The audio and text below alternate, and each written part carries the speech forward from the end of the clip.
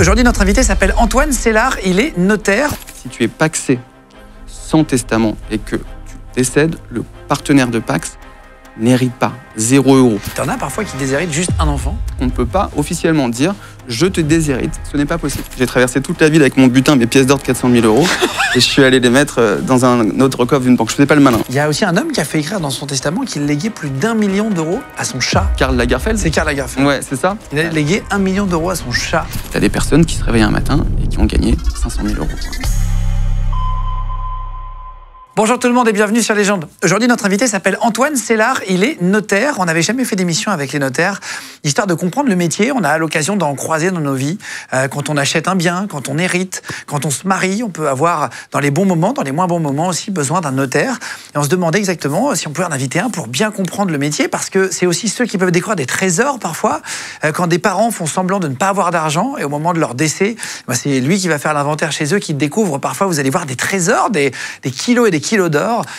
Parfois, on pense que ses parents n'ont pas d'argent et ils en ont beaucoup. Parfois, c'est le contraire. Il va nous raconter toutes les anecdotes aussi de ceux qui ont plusieurs vies en simultané, ceux qui ont plusieurs enfants avec plusieurs femmes en même temps, évidemment de manière illégitime et qui parfois se font avoir, parfois pas. Il va nous raconter comment ça se met sur les papiers, comment il essaye de faire au mieux, avec tout plein d'anecdotes. Ceux qui découvrent aussi qu'ils ont des demi-frères le jour du décès de leurs parents, par exemple, le notaire peut leur annoncer qu'ils ont des frères et sœurs. Ça arrive aussi régulièrement. Il va nous raconter plein d'anecdotes. En tout cas, merci à vous tous d'être de plus en plus nombreux. Abonnez-vous avant de commencer l'émission si vous voulez bien sur YouTube. Vous êtes 150 000 à vous abonner environ chaque mois. N'hésitez pas à cliquer sur vous abonner, à commenter l'émission aussi si vous avez des anecdotes et que vous voulez passer. Vous êtes tous les bienvenus ici.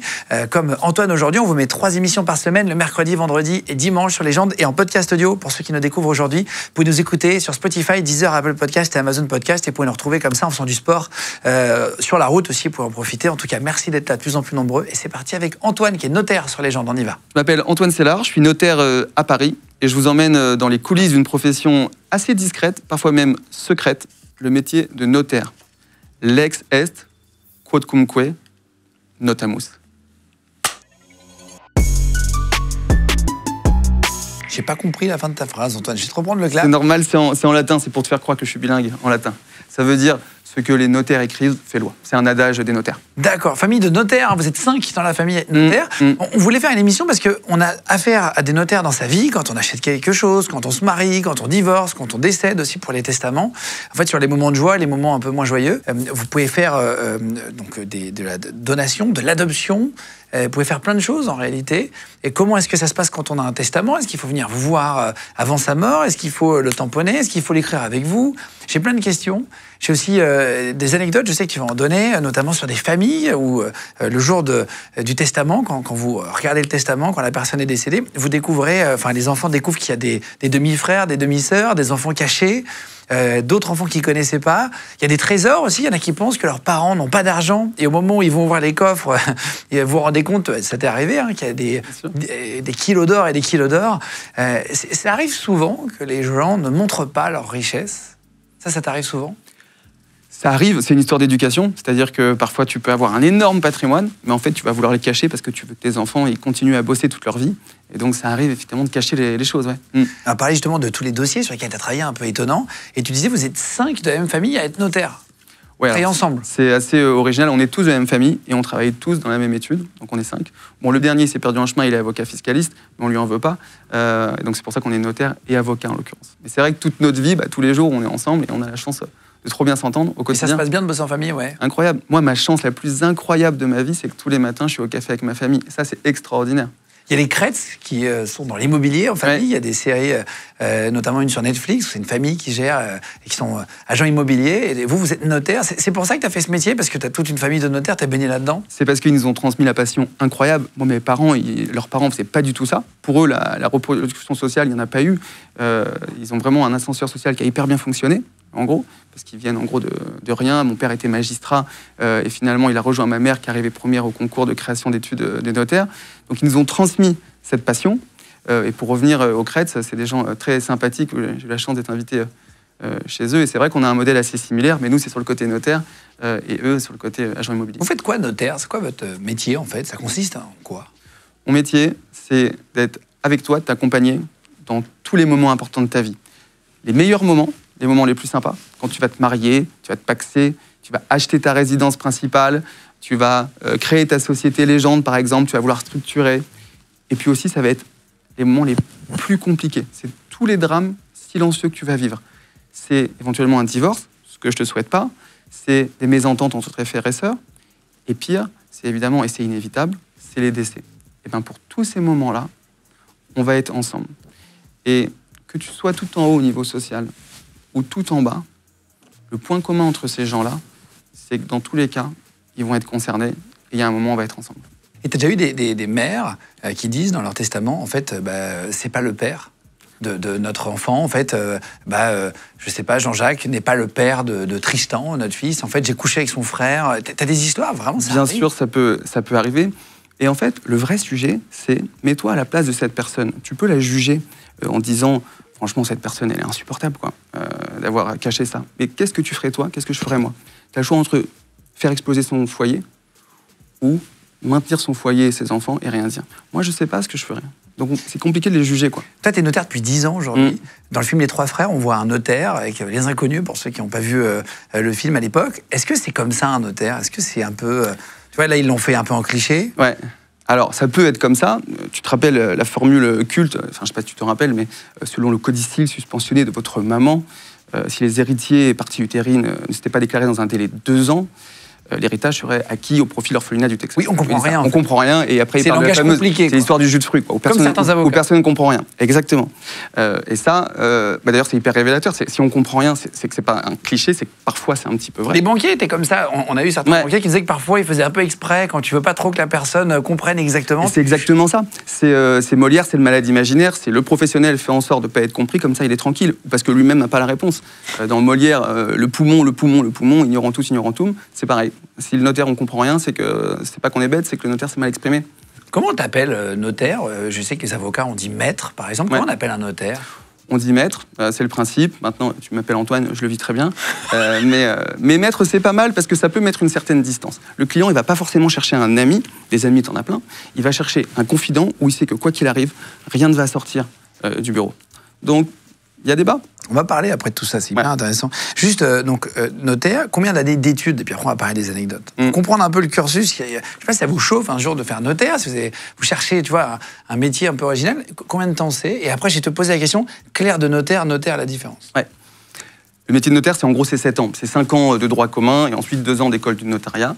Et ensuite, tu peux rajouter, moi j'ai rajouté une petite année supplémentaire de fiscalité approfondie, mais en gros, c'est 7 ans. Toi, tu es spécialisé dans l'IMO et la gestion de patrimoine, hein, c'est ça? On fait beaucoup d'IMO et de gestion de patrimoine. Parce qu'on est notaire et en même temps avocat, donc on rentre sur des dossiers un peu complexes en grande majorité. Mais la force des notaires, l'honneur des notaires, c'est le principe d'officier public, on en reparlera peut-être, c'est justement de traiter tous les clients. C'est la définition même d'officier public. On fait du service public. Tu as des clients très différents? Ben bien sûr, c'est ce qui est incroyable. C'est quoi tes clients? C'est de quel âge à quel âge et c'est quel type de métier? Âge, j'allais dire 7 à 77 ans, non, parce que 7 ans, non, mais en gros, ça peut monter de manière illimitée. Et les métiers, ça peut être tout.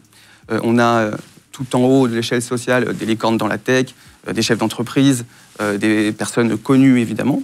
Et puis, de l'autre, on a des personnes de tous les jours qui ont des problématiques assez classique. Tu as déjà eu des enfants devant toi, quand il y a un décès, où tu te retrouves face à l'enfant en train de lui expliquer que maintenant, il a hérité de 2 millions d'euros d'un grand-père et qu'il n'y a pas de descendance, c'est lui qui le touche? Ça, c'était déjà arrivé? Bien sûr que ça arrive. Alors, parfois, expliquer à des enfants? Parfois, les enfants le savent, parfois, les enfants ne le savent pas. Si c'est des enfants, le principe... Non, je parle enfants, pas la progéniture. Alors, des enfants, des bébés, quoi. Ça peut arriver, mais les enfants, avant 18 ans, ils n'ont pas leur pleine capacité. Donc, de fait, je ne peux pas leur faire signer d'actes, mais je peux leur expliquer des choses. Puis, il n'y a pas que les ventes et l'immobilier. Tu as les sujets d'adoption, par exemple, au IPOR, ce sujet-là. Tu as plein de sujets comme ça. Attends, j'ai 50 000 questions. Juste essayer de répondre. Notaire, clerc de notaire, et puis après, on va parler des... Alors, notaire et clerc de notaire. Déjà, parler de notaire sans clerc de notaire, ça n'a pas de sens. Les clercs de notaire, c'est une expression large, c'est en gros les collaborateurs de notaire. C'est ceux qui travaillent au quotidien sur les dossiers. En gros, c'est eux les orfèvres, c'est eux qui travaillent au quotidien, les rédactions d'actes, les questions et compagnie. La différence, c'est que le notaire, c'est un peu le chef d'équipe, et il est nommé par la chancellerie, par le garde des Sceaux, en gros. C'est la différence. Et donc, il faut être nommé par le garde des Sceaux. Donc, le ministre de la Justice, qui est venu ici, d'ailleurs. Exactement. Gérald Darmanin. Oui. Alors, il n'est pas venu directement me voir. J'aurais bien aimé. Ça aurait été avec plaisir de voir M. Darmanin. Mais ce n'est pas lui qui m'a mis mon arrêté. Mais on a un arrêté qui tombe et on est officiellement notaire. Et c'est ce qui fait qu'on est notaire, qu'on peut rédiger des actes authentiques. Donc, tu es reconnu par l'État? on est reconnu par l'État, on signe avec le sceau de l'État. C'est ce qui fait que quand moi je signe un acte, ça a la même force qu'une décision de justice. On dit, j'ai tapé un peu cliché notaire, j'aime bien faire ça sur Google, regarder un peu les questions, etc. Ils disent oui, ils prennent un énorme pourcentage à chaque signature pour juste faire signer un papier. Est-ce que tu peux expliquer ça quand il y a une vente? Je ne sais plus combien le pourcentage, je crois que c'est 8% non, en France, ou 7 ou 8? C'est à peu près 8%, ça vient d'augmenter un petit peu. J'aimerais bien 8%, on serait ravis, mais ce n'est pas du tout le cas. C'est des impôts en immense majorité. En gros, un notaire dans une vente classique... Tu vends une maison, on va dire 1 million d'euros. On va dire une belle maison, on va imaginer un chiffre rond, quoi. Alors déjà, 1 million d'euros, c'est des gros prix. À Paris, c'est des prix qui sont fréquents. Moi, je vois au niveau national, c'est des gros prix. Mais en gros, le principe, c'est qu'un notaire, il prend la moitié de 1%.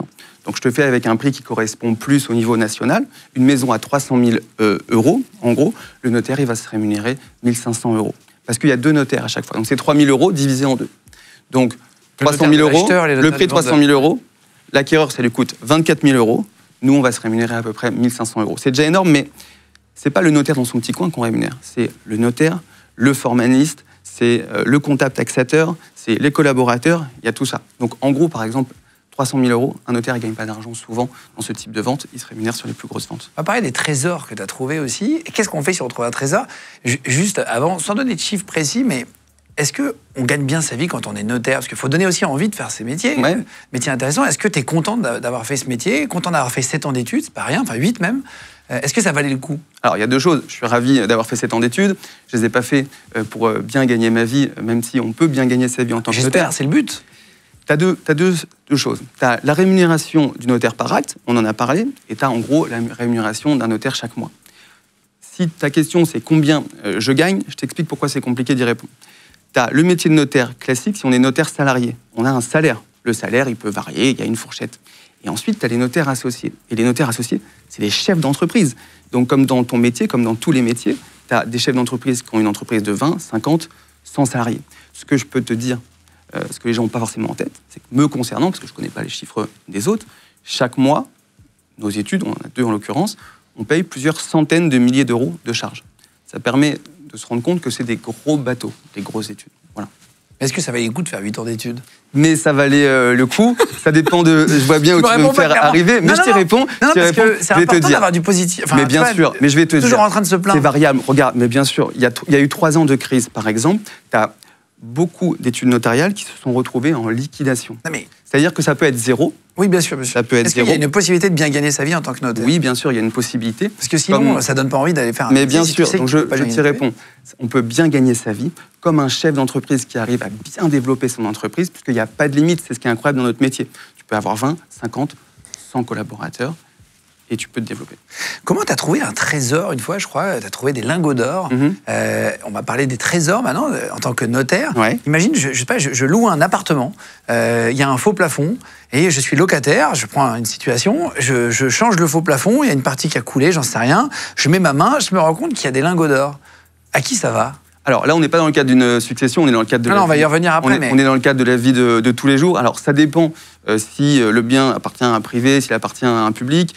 Ça dépend de plein de choses sur ce sujet-là. Mais en principe, tu peux garder les lingots d'or. En plus, la question, c'est est-ce que tu le déclares ou pas? Ça, c'est autre chose. Nous, on n'intervient pas trop dans la version légale, évidemment. Bien sûr. Sinon, tu le dis pas. En fait, si tu trouves des lingots d'or, tu n'appelles pas ton propriétaire pour dire que tu as trouvé des lingots d'or. Je pense. Mais c'est vrai que nous, on intervient surtout dans le patrimoine au moment des successions. Les découvertes comme ça, dans la vie de tous les jours, nous, on ne va pas être compétents de fait sur ça. Voilà. Ah oui, d'accord. Si tu trouves un lingot, tu peux quand même m'appeler parce que ça m'amusera. Toi, ça t'est arrivé de trouver des lingots d'or? Alors, ça nous est arrivé, évidemment, mais dans le cadre de succession. C'est-à-dire le scénario où tu as un décès, tu vas ouvrir un coffre chez un client ou, par exemple, dans une banque. Et moi, j'ai un cas comme ça, où d'ailleurs, on ne s'y attendait pas du tout, parce que c'est une fille, son papa décède, ils n'étaient pas en très bonne entente. Elle m'avait dit, de toute façon, il n'y a rien, il ne m'a rien laissé. Et on est arrivé dans la banque avec la perceuse, parce qu'on a le serrurier qui débarque, qui ouvre le coffre, en fait. Il force le coffre. Dans la banque? Ouais. Et il y avait un coffre en banque. On savait qu'il y avait un coffre, donc on est obligé d'y aller dans le cadre d'un inventaire. Bon, donc tu arrives avec un papier qui stipule que tu as le droit de rentrer. Tu vas avec la police, comme dans les films, le notaire sonne avec la police ou... On n'y va pas avec la police, mais on est, en tant que notaire, on est habilité pour aller ouvrir le coffre. Donc on arrive avec le serrurier, on a le commissaire de justice, avant ça s'appelait un commissaire-priseur. On arrive devant le coffre, il y a la perceuse, on y va à la perceuse. Moi, je me suis dit, ce jour-là, il n'y a pas de patrimoine. Et c'est marrant, Au moment où la porte s'ouvre et que le serrurier ouvre la porte... Il y a la fille à côté de toi, là? La fille est à côté de moi. Ouais. Tu m'as parlé de théâtre tout à l'heure. C'est comme au théâtre, je vois le serrurier qui est un peu comme ça et qui fait un double take dans le Il regarde 2 fois. Là, il fait ça, il fait. Et je m'approche et je trouve littéralement un trésor. Des lingots d'or, des pièces d'or, des pesetas, des dollars. Complètement dingue. La fille fait une syncope, elle s'y attendait pas. Alors qu'il avait dit qu'il avait rien, son père. Elle avait rien du tout. Elle avait perdu le lien avec lui. Alors après, voilà, extraordinaire. Plusieurs centaines de milliers d'euros. Et on compte un par un. Et le pire, c'est que comme je m'y attendais pas, ça je le referai plus. Mais il y a un moment, l'argent, il faut l'enlever, parce que le coffre est ouvert. La banque n'est pas dispo. Ah oui, qu'est-ce que t'en fais là? Je me suis retrouvé avec mon butin. À la fille? Non, je me suis retrouvé avec mon butin sur le dos. Je le referai pas aujourd'hui, je préviens. Aujourd'hui, c'est police et compagnie. Mais là, il fallait trouver une solution. Donc sur mon dos, j'ai traversé toute la ville avec mon butin, mes pièces d'or de 400 000 euros. Et je suis allé les mettre dans un autre coffre d'une banque. Je faisais pas le malin. À ce moment-là, tu fais pas le malin. Tu cours. Tu étais avec la fille? Tu marches avec elle? J'étais avec elle, exactement. Je le referai pas. Aujourd'hui, trop risqué. Et pourquoi c'est pas elle qui part avec c'est son héritage? Elle pourrait, mais je pense qu'elle n'était pas très sereine. Mais elle pourrait le faire, puisqu'à partir du moment où le commissaire de justice a dit officiellement voilà ce qu'il y a dans la succession, elle peut partir avec. Seulement, il faut quand même payer les droits de succession, il ne faut pas oublier. Ah oui, c'est pour ça en fait. Tu as quand même des droits de succession, tu pars pas avec ton bulletin et tu pars à l'étranger. Il y a des impôts. C'est pour ça qu'on est là. Tu en vois souvent des gens qui font semblant, en tant que notaire, tu vois des gens qui font semblant de ne pas avoir d'argent et qui en fait en ont le jour de leur mort, où tu découvres qu'ils en ont. En tout cas, dans notre clientèle, ce que l'on voit, c'est que les patrimoines très importants, on a quand même beaucoup qui vivent de manière très discrète et modeste, et avec la volonté de bien éduquer leurs enfants. Et donc, il y a ce sujet-là, c'est-à-dire de ne pas le dire aux enfants ou d'en dire le moins possible. Pour pas aussi qu'il y ait de trucs malsains avant, qu'ils aient hâte que les parents meurent pour avoir l'héritage. Tu es très vigilant, tu fais en sorte qu'ils soient bien éduqués, qu'ils fassent leurs études. Si tu leur fais des transmissions dans tous les sens, ça peut être un sujet d'éducation. Par contre, à côté, leur problématique, je parle des gros profils, c'est de pouvoir continuer à prendre leur jet tranquillement comme ils le veulent et autres. Donc, tu peux arbitrer. Est-ce que tu as un secret professionnel? Est-ce qu'il est codifié? Est-ce qu'il est légalisé? Le secret professionnel, évidemment, on a toute une série de textes. Il est très important. C'est le cœur de notre métier, le secret professionnel. Le client qui vient de voir, ce qu'il veut, c'est être certain que son nom, son histoire perso, jamais elle ne sortira. C'est pour ça que moi, par exemple, au quotidien, même mes amis, ils savent que je suis une tombe. Je ne fais pas un mauvais jeu de mots, c'est vraiment, on ne dit jamais rien. C'est le meilleur moyen d'être sûr que la personne va avoir ta confiance. Mais c'est ce que te dit un client, quand il vient te voir, en tant que notaire, tu n'as pas le droit de le répéter, même si c'est illégal? Alors, si te dit j'ai vendu de la drogue, ouais, de manière générale, j'ai 500 000 euros en pièces. Le secret professionnel, il est absolu. Il y a 2 possibilités, en gros. Tu as les blanchiments et fraude fiscale et compagnie. Là, tu peux être amené à le faire. Donc, blanchiment et financement du terrorisme.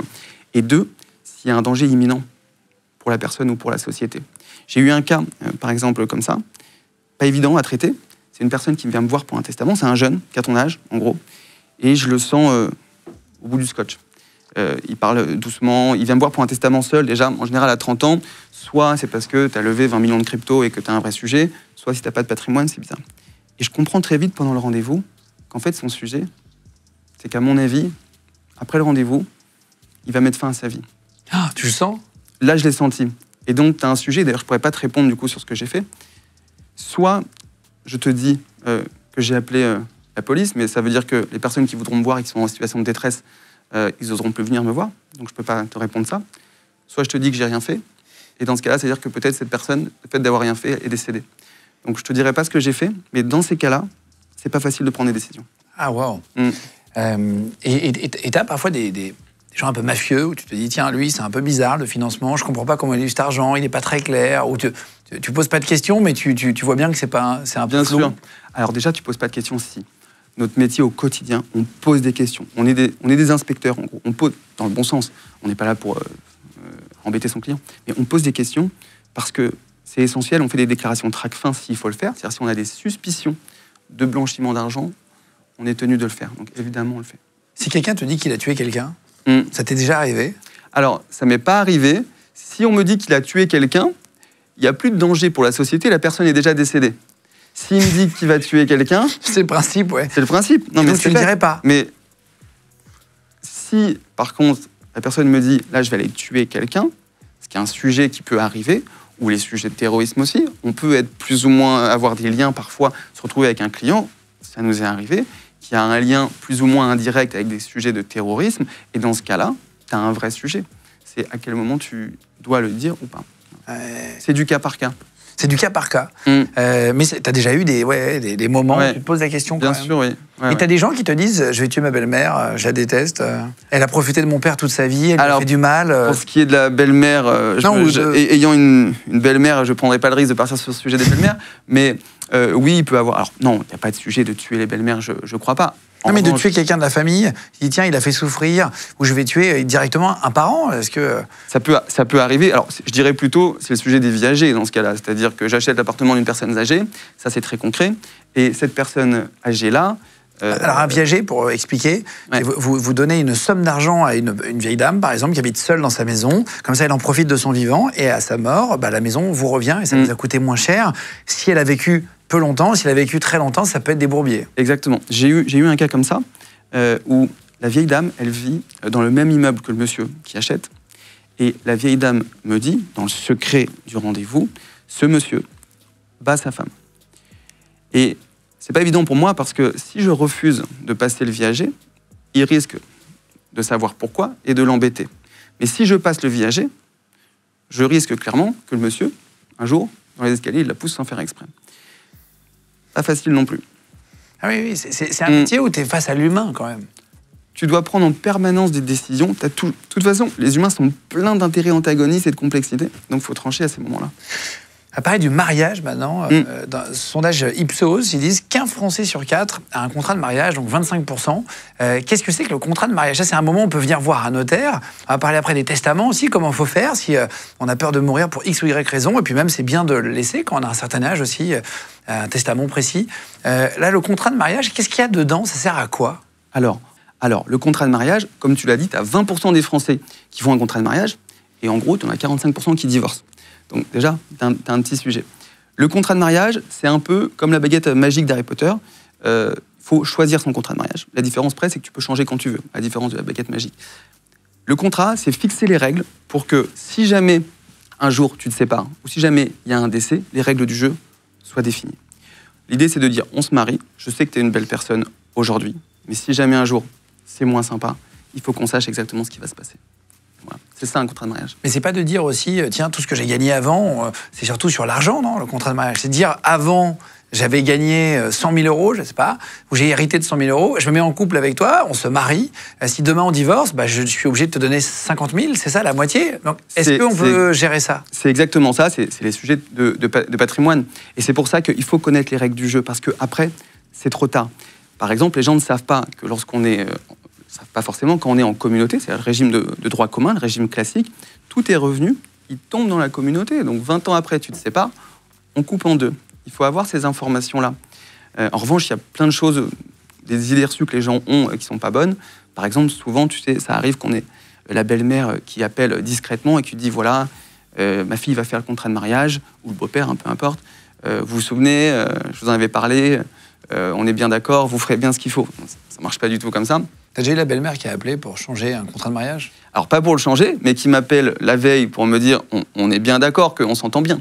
En gros, ça marche pas du tout. Évidemment, les contrats de mariage, ça concerne que les époux.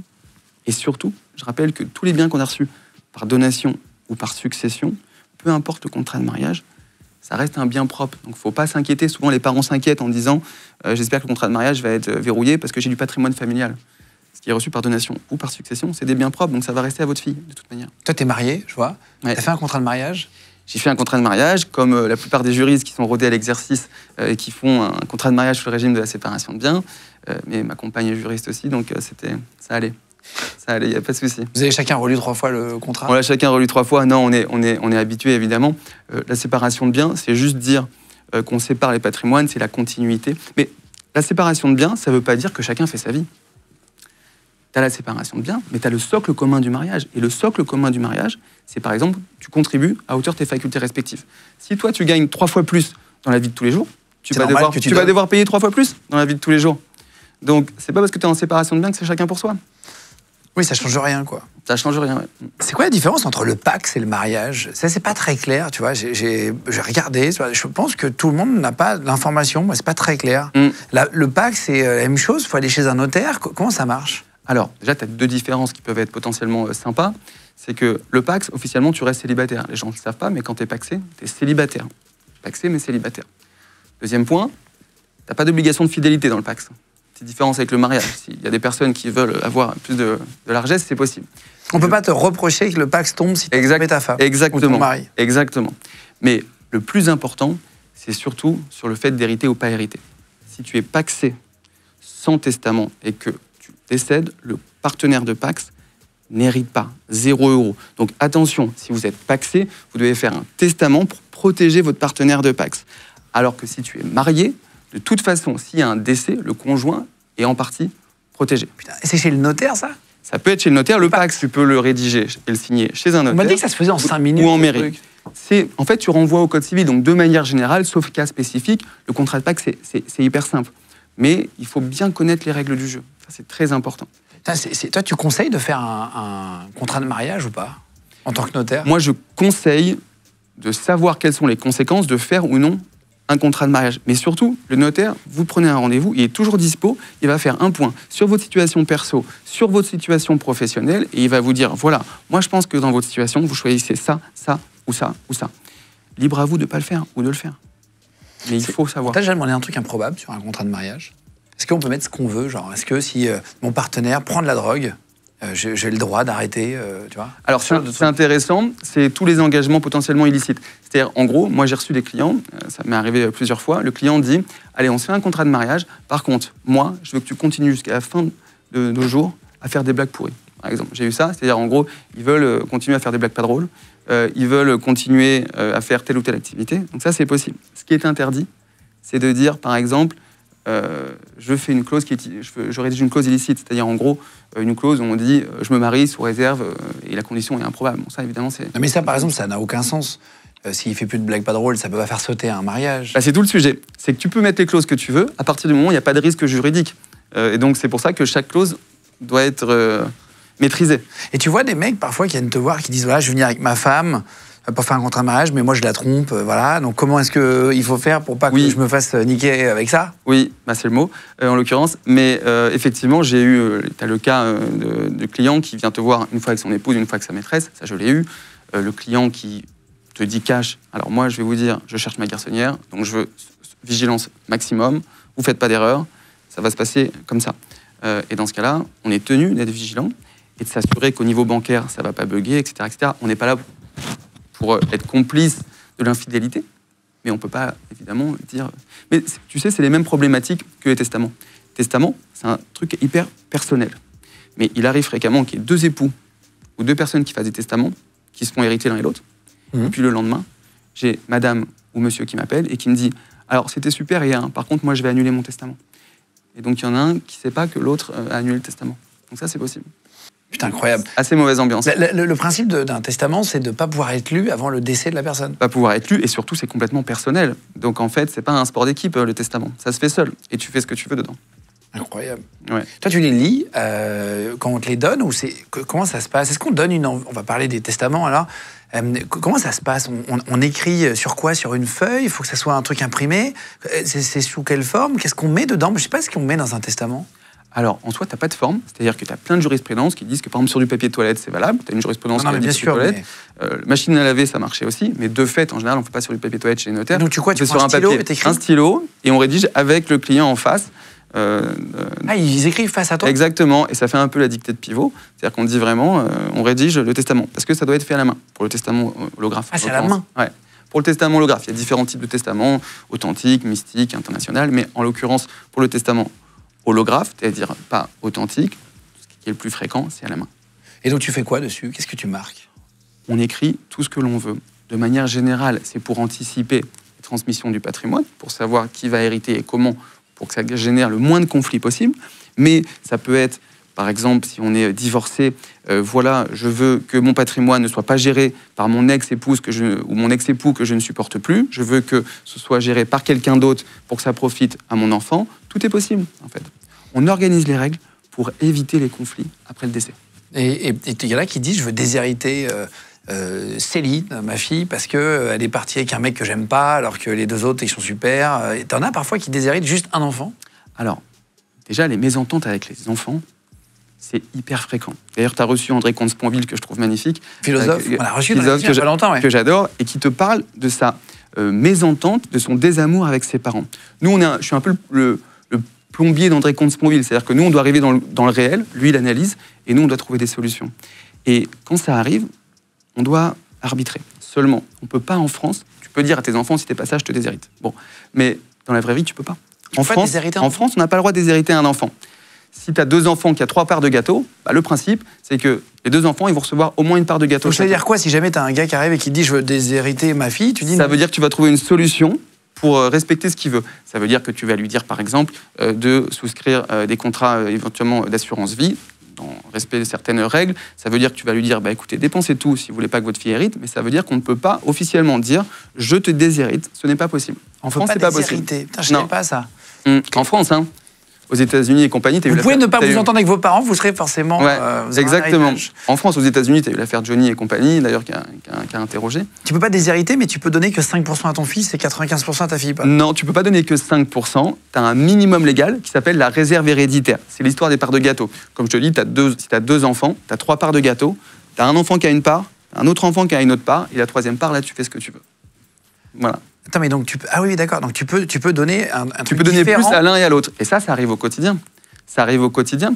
Des parents qui disent, moi, je veux donner plus à l'un qu'à l'autre pour différentes raisons. Soit c'est parce que je l'aime un peu moins, soit c'est parce que je sais que lui, ça va être plus compliqué la vie tous les jours. Et donc, je vais charger la barque un peu plus. Ils sont forcément écrits devant toi, les testaments ? Pas forcément. Pas forcément.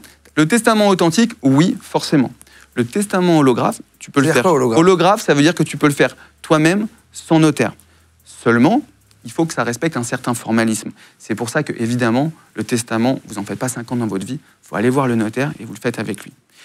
Il pourra choisir le testament authentique si vraiment il y a besoin de plus de sécurité, pour que ce soit incontestable, en gros. Tu as déjà eu quelqu'un qui arrive avec un testament et tu te rends compte qu'il est un peu écrit par la personne elle-même, alors qu'elle a voulu faire semblant d'hériter de quelqu'un pour prendre de l'argent. Enfin, tu sais, un truc un peu bidon. Ça t'est déjà arrivé ? Oui, bien sûr. Alors, ce qui peut arriver, c'est la personne, justement, qui a rédigé le testament pour le compte d'une personne âgée. Et moi, je l'ai eu il n'y a pas longtemps. Elle arrive toute contente avec son testament. C'est moi qui hérite. Trop bien. OK. Bon, pas de souci. Je regarde le testament. Et le testament est nickel. Seulement à la fin, il y a écrit rédigé de la main, en gros, de la voisine. Bon, alors que c'est la personne âgée qui aurait dû rédiger son testament. De ce fait, elle hérite pas. Donc, elle pensait qu'elle allait hériter. En fait, elle hérite pas. Donc, ça fait des petits ascenseurs émotionnels. Parfois, ils écrivent eux-mêmes des trucs pour prendre l'argent après. Exactement. Alors, soit ça peut être fait intentionnellement, soit pas intentionnellement. Là, en l'occurrence, ça partait d'une bonne volonté, mais elle va pas hériter. En tout cas, cette dame. Et ça arrive aussi qu'il y ait, comme dans les films, on peut imaginer un notaire qui nous appelle un jour, qui nous dise « Bonjour, vous êtes le petit cousin éloigné de Bernard Machin qui est décédé il y a une semaine. Eh ben, il n'a pas de descendant. Vous êtes cousin germain éloigné, j'en sais rien. Ça vous revient. Et t'appelles quelqu'un qui ne connaît même pas la personne pour hériter de l'argent. » Ouais, complètement. Ça peut arriver. Ça s'appelle le contrat de révélation. J'ai eu le cas plusieurs fois. La personne est avec son petit papier là, dans la salle d'attente, elle est toute tremblante. Et elle dit, est-ce que vous pourriez me dire à quoi ça correspond ? Et je lis le papier. C'est un contrat de révélation. C'est-à-dire c'est un généalogiste qui dit, en gros, bonjour, vous avez hérité sans dire le montant. Si vous voulez hériter, vous me signez le contrat. Et dans ce cas-là, vous allez hériter. Et je l'ai eu. Et tu as des personnes qui se réveillent un matin et qui ont gagné 500 000 €. Quoi. C'est incroyable. Ouais. Ça change la vie. Ça arrive vraiment. Ça arrive vraiment des personnes qui n'ont pas d'héritier direct, en gros. C'est souvent les oncles, c'est qui d'ailleurs ? Ça peut être des oncles, ça peut être des personnes éloignées, mais pour qui il y a un lien de famille. Et donc, souvent, les personnes ne les connaissent même pas, en gros. Et du jour au lendemain, tu hérites. Alors, avec une fiscalité qui est pas mal. Hein. En général, tu te fais bien, bien allumé. Et ça arrive qu'il y ait un chauffeur de bus, j'en sais rien, qui prend une petite dame tous les jours, une petite dame âgée, et qui va décider sur un notaire de dire tiens, je veux le chauffeur de bus, je connais même pas le nom, mais il est comme ça, il a une moustache, et puis il me dépose tous les jours, il est sympa avec moi, j'ai pas de descendant, je voudrais lui léguer. Alors, pas le nom, je l'ai pas trop eu. En revanche, le sujet classique pour les personnes âgées, c'est par exemple la gardienne qui va hériter.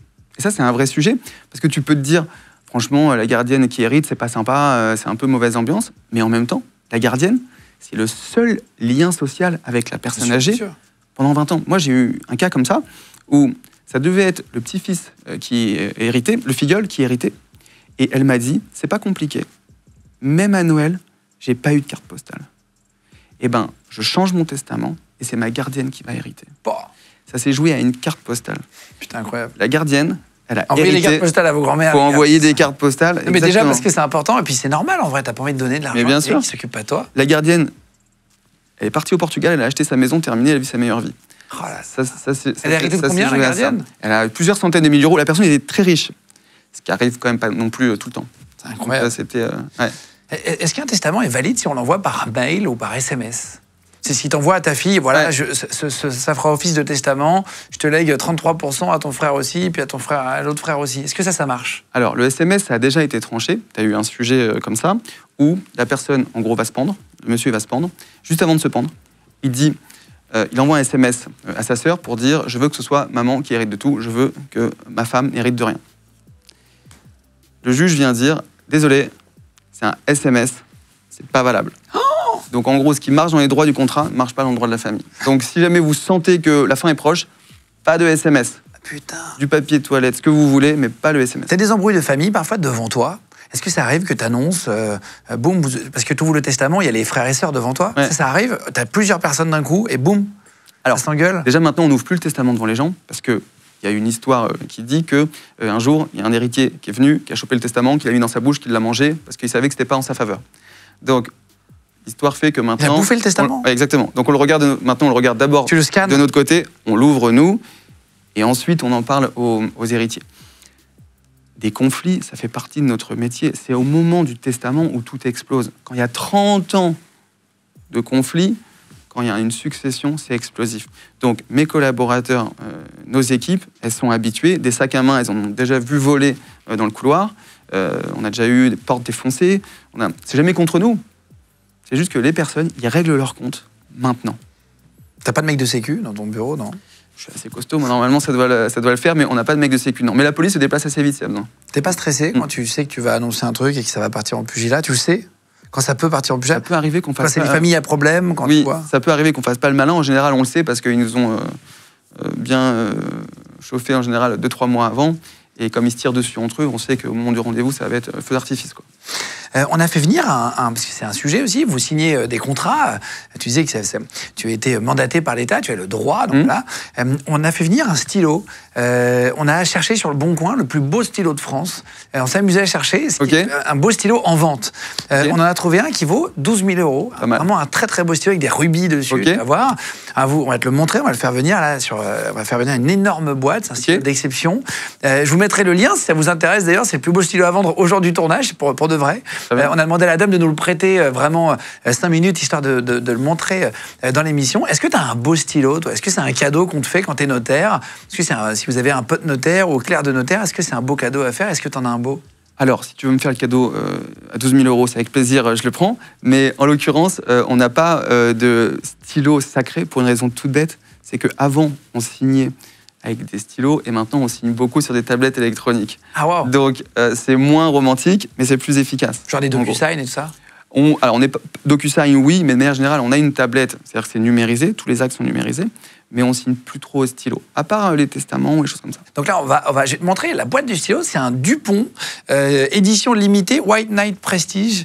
Vous allez voir la boîte du stylo, merci beaucoup. Bon, déjà, la boîte de stylo est énorme. Je ne l'ai pas vu avant, hein. Vraiment, j'avais vu la boîte, mais je n'ai pas vu le stylo. Alors, je vais vous décrire le stylo avant d'ouvrir la boîte. Stylo plume d'exception, édité en 2014, en édition limitée, 515 exemplaires numérotés dans le monde, inspiré des armures de la Renaissance. Le corps du stylo est en lac noir naturel. Les finitions sont en or clair et palladium, en métal blanc, en gros. Il y a un clip en forme d'épée, un capuchon décoré d'un casque sculpté avec 2 rubis flamboyants. C'est comme ça qu'ils le décrivent, hein, sur le truc de vente. J'ai vraiment pris le texte d'origine. Et une pierre précieuse. La plume est en or massif 18 carats. Sa valeur actuelle sur le marché est de 12 000 €. Voilà, merci à Nathalie Martin de nous l'avoir prêté. Je vous mettrai l'adresse mail si jamais vous voulez acheter le stylo. Voilà, c'est apparemment donc le stylo, le plus beau stylo qui est en vente aujourd'hui en France sur le Bon Coin. Alors, voilà à quoi ça ressemble. Ah ouais. Oui, il est très très très gros. Donc tu n'as pas de stylo comme ça sur ton bureau? Faut que je m'y mette, mais il est magnifique, mais il est un vrai stylo. Ah oui, c'est... Ouais, c'est un vrai stylo. Ah, c'est un stylo à plume. C'est un stylo plume, ouais. Magnifique. C'était Dupont. Très très beau. Je ne sais pas si vous le voyez à l'image, vraiment en gros plan. C'est un stylo de chevalier, quoi. Pas le paumé, par contre. C'est incroyable. Il y a une épée aussi à l'intérieur. Une épée de chevalier. Ça, c'est pour ouvrir les lettres, hein, j'imagine, les petites épées comme ça.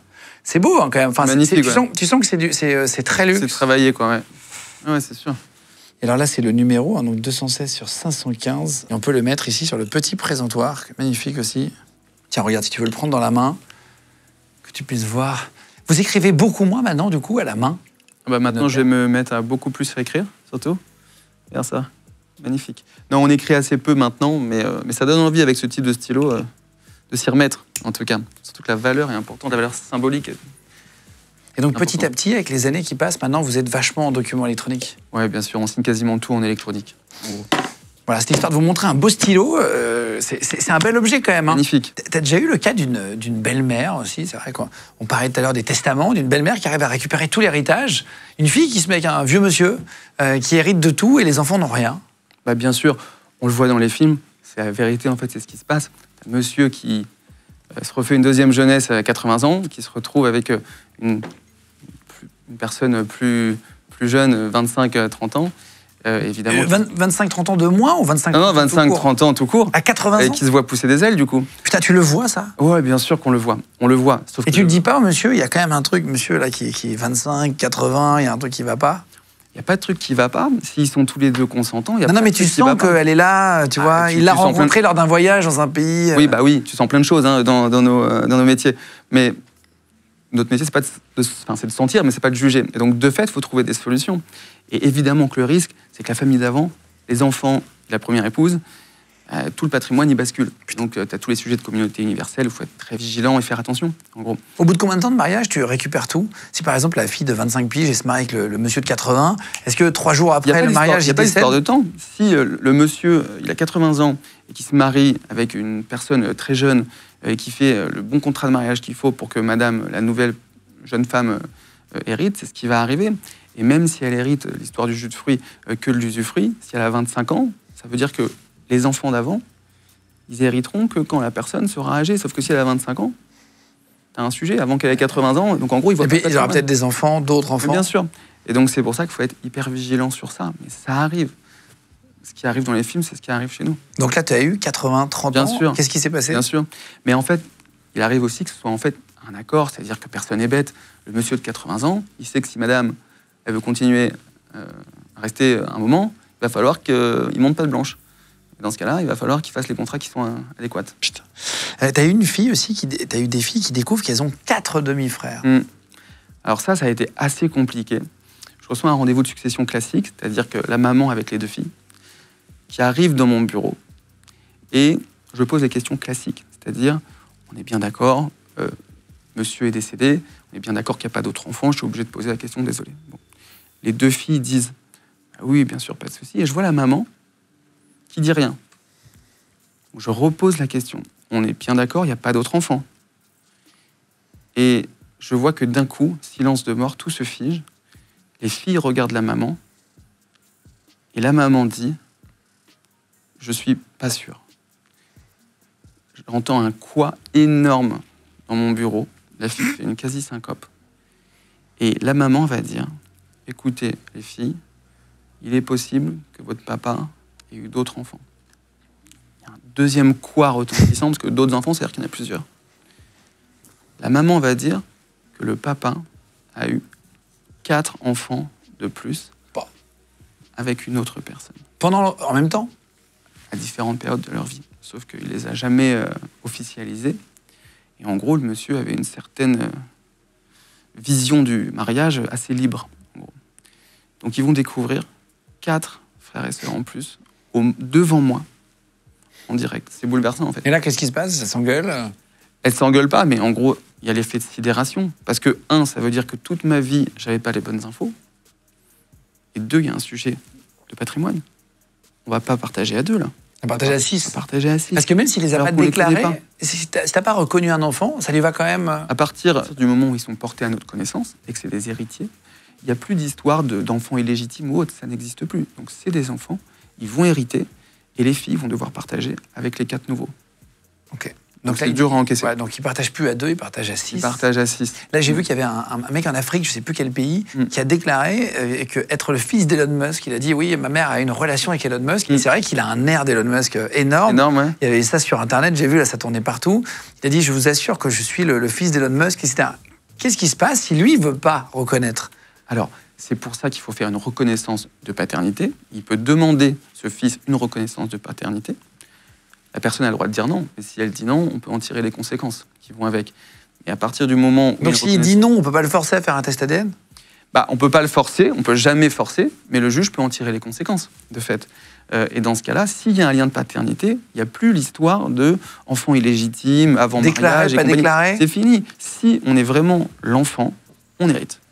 Et tout le monde se foutait de sa gueule à ce mec-là en mode n'importe quoi, etc. Mais Elon Musk, il a quand même 11 enfants, je crois. Mais bien sûr. Ouais. Et c'est possible que si sa maman a une relation pour de vrai il y a quelques années, c'est possible qu'à ce moment-là, pile poil, à la bonne période. Bien sûr. Parce qu'il a vraiment un air, c'est assez marquant. Dans les yeux, il y a vraiment un truc, quoi. Mais oui, non, mais j'ai eu le cas de l'enfant qui débarque et qui dit je veux que tu me reconnaisses, je suis ton fils, tu le sais très bien, et si tu le fais pas, je vais aller voir tes autres enfants et je vais leur dire que je suis ton fils, donc tu fais ce qu'il faut. Et ça, je l'ai eu, et c'est du concret. Mais de toute façon, ils l'apprennent finalement, les enfants. Ils l'apprennent, ça dépend. Soit ils l'apprennent du vivant, mais le père, il n'a pas trop envie en général que ça se sache du vivant. Soit ils l'apprennent au moment de l'ouverture du testament. C'est pour ça qu'il arrive qu'on ait des testaments, et que c'est au moment du testament que les enfants apprennent qu'ils ne sont pas seuls. C'est quoi le testament le plus fou que tu aies eu, pour terminer? Le testament le plus fou que j'ai eu, je dirais que c'est vraiment les testaments révélations. C'est le testament où tu vas découvrir que tu n'es pas le seul enfant. J'ai ce souvenir-là d'un monsieur qui vient me voir et qui me dit « Voilà, j'ai eu avec mon épouse une fille. Et puis un jour, mon épouse est dans la voiture, elle ouvre la boîte à gants et elle trouve un petit bonnet d'enfant. Le problème, c'est que ce bonnet d'enfant, c'était pas un bonnet de fille, c'est un bonnet de petit garçon. » Les mecs sont chauds. Et pour avoir 2 vies en parallèle, quand même. Déjà, avoir un enfant, c'est quand même fatigant, hein, on sait de quoi on parle. Et avoir 2 enfants de 2 femmes qui sont pas au courant, comment ils font?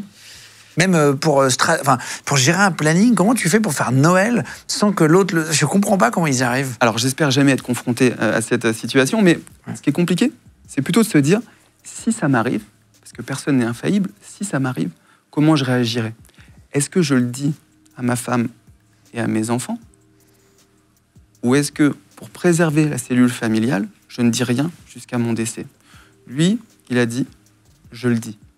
Mais ce qui est fou... Il a dit à sa femme? Il a dit à sa femme. J'ai un autre enfant en même temps que toi, putain. Mais le sujet, c'est qu'ils ont décidé de ne pas le dire aux enfants en commun qu'ils ont eus. Parce que depuis, il y a eu d'autres enfants. Et un jour, l'enfant caché, quand il est majeur, va voir son père et lui dit: soit tu me reconnais officiellement et tu me mets dans ton testament, soit je vais voir tes enfants et je leur dis qui je suis. Et là, c'est pas facile. Putain, oui. Et donc, ce père a dû dire: ok, je dois faire une reconnaissance de paternité, je le mets dans mon testament, parce que je veux vivre tranquillement et je ne veux pas que ma cellule familiale explose. J'ai eu, il y a quelques années, à la radio, j'ai eu un routier qui est passé et qui avait 5 familles en même temps. C'est-à-dire que dans 5 villes différentes, il arrivait à gérer 5 histoires avec des enfants. Je suis battu. Et je ne sais pas comment ils font. Toi, t'as jamais vu ça, un mec qui a plusieurs vies en commun, en même temps, parallèlement? Plusieurs vies, on l'a eu, le principe des maîtresses hautes, ça, oui, je dirais presque que c'est monnaie courante. 5 familles en même temps, battues. Je ne l'ai pas eu. J'aimerais bien retrouver ce monsieur. Si jamais vous avez une famille un peu hors norme, un cocon familial un peu éclaté sur plusieurs villes, sans que chacun soit au courant, j'aimerais bien un jour vous interviewer à visage caché. Je trouverais ça passionnant de comprendre. Je n'ai jamais compris comment c'était possible d'arriver et de faire croire à l'une que t'es toujours... Ça doit être fatigant. Je veux dire, la charge mentale d'un homme qui a plusieurs familles en même temps, de gérer un Noël, ensuite tu pars en vacances avec l'une 4 jours, tu fais semblant d'avoir un problème pour rentrer, pour repartir avec l'autre famille 4 jours. C'est incroyable, ça existe, hein, sachez-le, vraiment, en France, il y en a.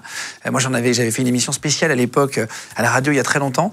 Si jamais ça vous arrive, envoyez-moi un mail sur l'adresse mail qui va être sur l'écran. Vous pourrez faire une émission à visage caché, mais j'aimerais vraiment comprendre comment certaines personnes arrivent à gérer plusieurs familles en même temps. Ça me paraît improbable.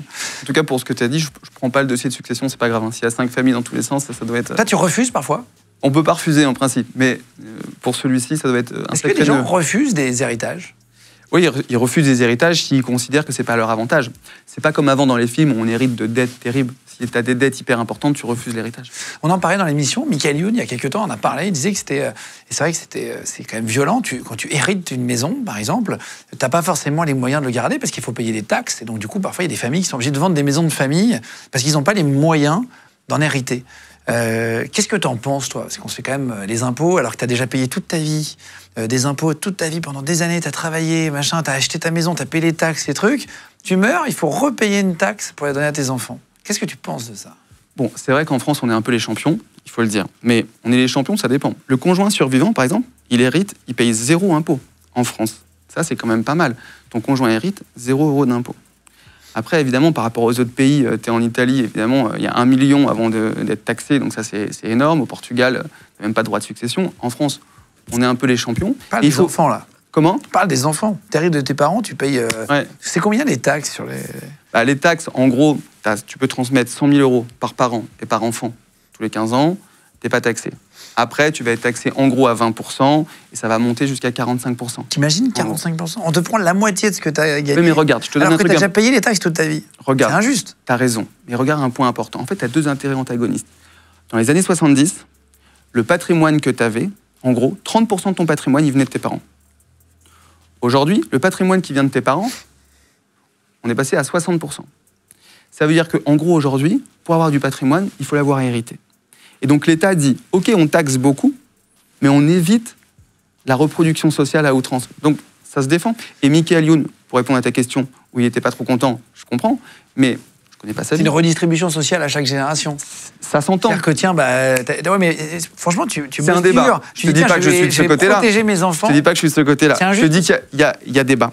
Et je te dis aussi que Michael, je connais pas sa vie, mais l'idéal, ses parents, ils auraient pu anticiper. Je connais pas sa vie, mais s'ils sont trois frères et sœurs, et que ses parents, ils ont une maison à 1 million, j'en sais rien, il aurait pu transmettre, si leurs parents avaient fait une donation de leur vivant, sans payer d'impôts. S'il y a 3 enfants, ils auraient pu transmettre jusqu'à 600 000 € sans payer d'impôts. Et en faisant une donation, je ne rentre pas dans les histoires du jus de fruits et autres, mais une donation en démon. Jus de fruits, Je parle parce que le jus de fruits, ça ramène aux 3 frères, tu sais l'histoire de l'usufruit. Et pour pas rentrer dans le détail, en gros, si tu donnes la nue propriété de la maison à tes enfants et que tu te gardes l'usufruit, ça te permet de transmettre une maison à 1 million d'euros en payant 0 € d'impôt. C'est quand même pas mal.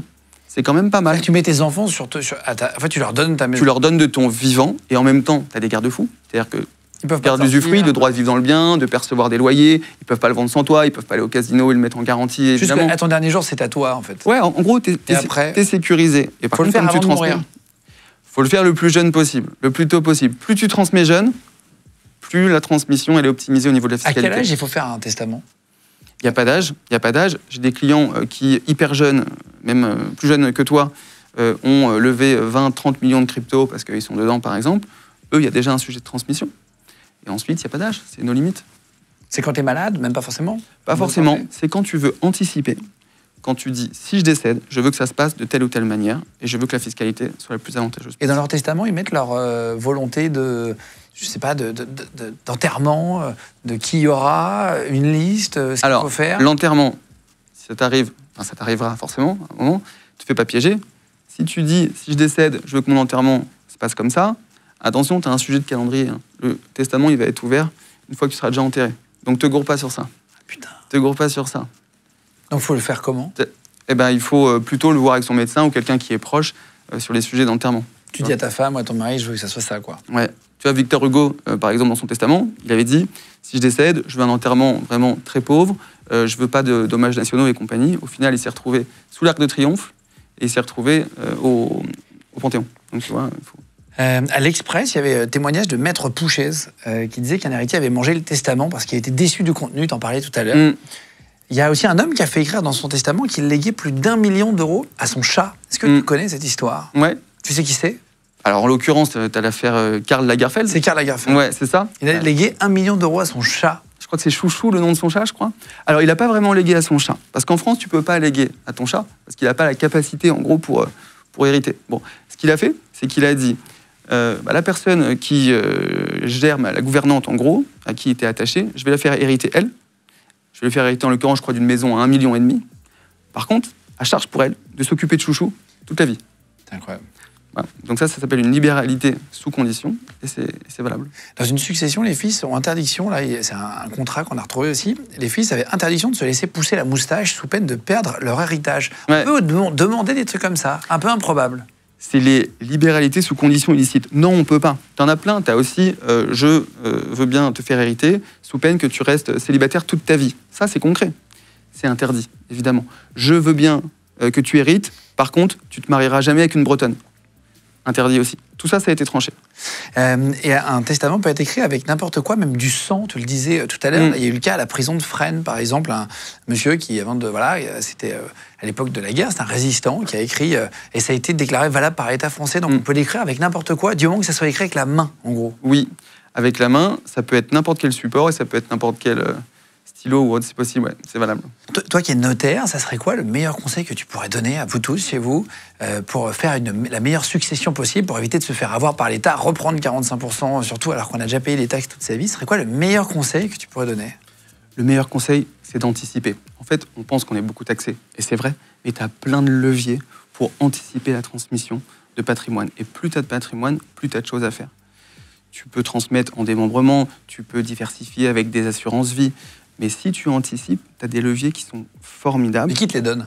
Les leviers, le notaire évidemment, éventuellement l'avocat fiscaliste. Nous, en l'occurrence, on a notaire et avocat fiscaliste au sein de notre office, c'est super. C'est-à-dire que ça te permet en gros de dire à un client, voilà, on va faire un schéma global de transmission, et tu as plein de leviers. Mais ce qu'il faut, c'est anticiper, savoir parler. Tu transmets ton entreprise, une simulation, ouais, prendre les devants, quoi. Pas attendre que tu meurs, quoi. Pas attendre que tu meurs. Et le principe, c'est que tu sais jamais quand tu meurs, évidemment. T'as déjà vu un divorce ultra rapide aussi par rapport au mariage? Oui, bien sûr, j'ai des divorces qui sont fulgurants. T'as des personnes qui arrivent pour le contrat de mariage qui sont tout pimpants, tout fleurs bleues. Ils vont faire leur mariage, leur lune de miel. Et la dame, elle va apprendre pendant la lune de miel que monsieur l'a trompée. En gros, 1 mois. Et au bout d'1 mois... Comment ils se font cramer pendant la lune de miel? C'est ça la question? Je pense que c'est le seul moment où ils se parlent vraiment, qu'ils ont le temps. En gros, et paf, ça explose. 1 mois, merci, au revoir. Et terminé, quoi. Est-ce qu'il y en a qui cachent des biens? Tu sais, quand on se marie, on doit déclarer des biens, son patrimoine. Est-ce que tu en as qui n'ont pas déclaré un appartement, pas déclaré une voiture? Et toi, quand tu vas au décès, tu vas ouvrir des granges, tu découvres une Lamborghini avec un peu de mousse dessus. Est-ce que ça arrive? On déclare pas tout. Alors, quand tu te maries, tu n'es pas obligé de déclarer ton patrimoine. Donc déjà, tu peux t'en sortir comme ça. Par contre, c'est plutôt au moment du décès où là, il peut y avoir des héritiers qui planquent entre eux du patrimoine. Ça s'appelle le recel successoral. C'est un gros classique pour nous. C'est-à-dire quoi? C'est-à-dire qu'en gros, le notaire arrive dans la maison, il doit faire l'inventaire de tous les meubles, de tout le patrimoine. Et, j'ai eu le cas il n'y a pas longtemps, t'as un héritier qui dit d'un coup, avec sa sœur à côté, « Ouais, mais toi, de toute façon, t'as piqué le service à vaisselle de papa et maman, tu sais très bien, et hop, ça explose. » Et chacun se balance l'un et l'autre. Et là, on se rend compte, en fait, qu'ils ont tous caché une partie du patrimoine. Il y a même une histoire où les lingots qui ont été planqués, ça s'appelle du recel successoral, c'est évidemment complètement interdit, et après, ça part dans tous les sens, quoi. T'as jamais des maisons cachées? Non. Maisons cachées, non, parce qu'en fait, on peut les récupérer avec les titres de propriété, donc on sait en général qui a quoi. J'ai entendu que des footballeurs, sans citer de nom, c'est pas le but de la mission, des footballeurs déclaraient, en fait, donnaient tout à leur mère pour pas que leur femme soit avec eux pour l'argent. Et qu'il y avait des footballeurs, très connus d'ailleurs, qui ont la maison au nom de leur mère, la voiture au nom de leur mère, tout au nom de leur mère, parce qu'il n'y a rien à eux s'il y a un divorce. Alors, est-ce que t'as déjà vu ça? Tu peux le voir, ça peut arriver, mais est-ce qu'ils n'ont pas fait acheter directement à leur mère la maison à leur nom? Si tu planques tout, de manière générale, tu ne peux pas faire de miracle. C'est-à-dire que l'époux, il doit hériter. Seulement, il peut faire ce qu'il faut pour que son épouse hérite quasiment de rien. On a le droit en France. Divorce, par exemple. Mais en France, on a le droit.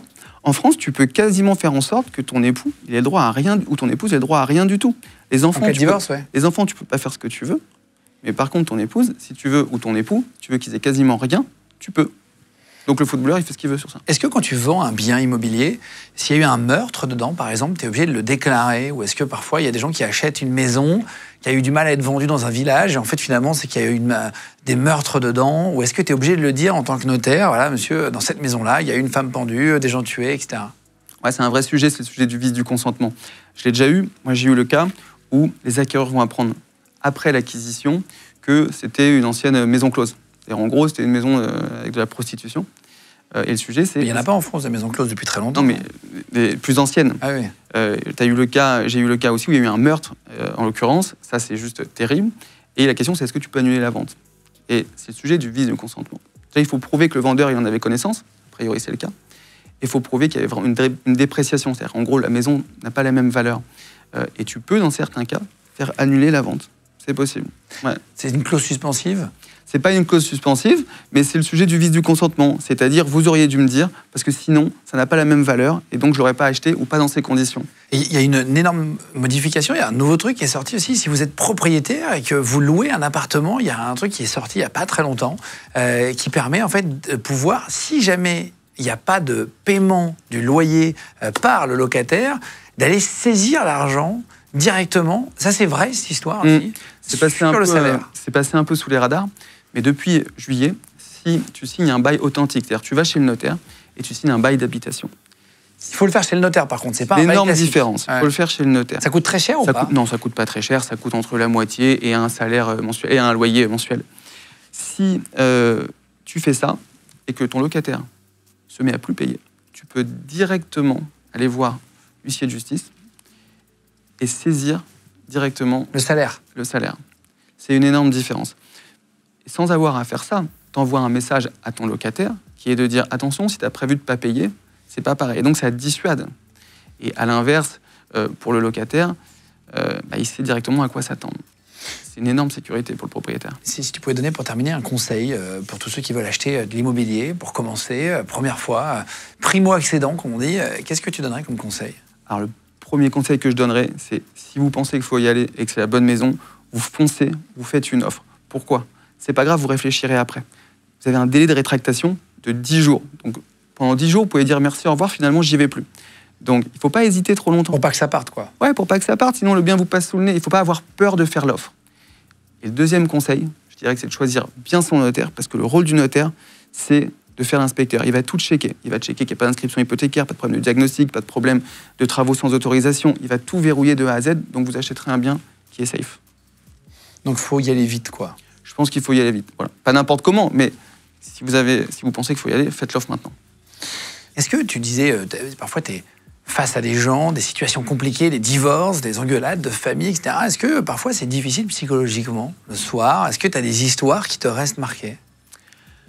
Je pense que ce qui me reste le plus, c'est la chance de parler aux personnes âgées tous les jours. Les personnes âgées, en gros, elles sont incroyables en termes de transmission. Le temps qui file, toi et moi, on le voit tous les jours, mais ces personnes âgées, elles ont tellement d'avance par rapport à nous. Et je dirais que mon angoisse, c'est de voir que le temps te file entre les doigts. Et ces personnes âgées, c'est des leçons extraordinaires au quotidien. Et je pense que c'est ça qui me sert le plus, c'est de me rendre compte du temps qui passe et combien c'est précieux au quotidien. T'as une histoire déjà avec une personne âgée? Les personnes âgées, j'en ai plusieurs, mais je peux les écouter pendant 2 heures, 3 heures. Parfois, je prends des rendez-vous de 2 heures, 3 heures. Et le point commun qu'ils ont, ces personnes âgées, souvent, c'est qu'elles te disent toutes la même chose. À la fin, ce qui reste, c'est un peu cliché, mais c'est vrai, c'est la famille, les amis, tout le reste, leur success story, leur profession, compagnie, tout ça, c'est balayé. Et donc, moi, je me nourris incroyablement de ces témoignages au quotidien des personnes âgées. Elles ont beaucoup à nous apprendre. Il ne faut pas hésiter à parler aux personnes âgées. Ce n'est pas qu'un statut, personnes âgées. Elles ont eu une vie avant, elles ont eu une histoire, elles ont eu des histoires patientes, elles ont des sentiments. On a tendance un peu dans notre société à l'oublier. C'est-à-dire de penser que la personne âgée, c'est un statut, c'est quelqu'un qui ne bouge pas. Des émotions, des histoires incroyables. Et si on se souvient de ça, on gagne des années incroyables. T'as correspondu, je crois, il y avait une histoire de lettre avec une dame de 80 ans. Ouais. Ça, c'est un moment assez émouvant. C'est dans le cadre d'un dossier de succession. On a le premier rendez-vous. Je lis son état civil, ça s'appelle l'acte de notoriété, peu importe. La personne est assez solide, mais par contre, au moment où je donne sa date de naissance, elle se met à pleurer et à partir en sanglots.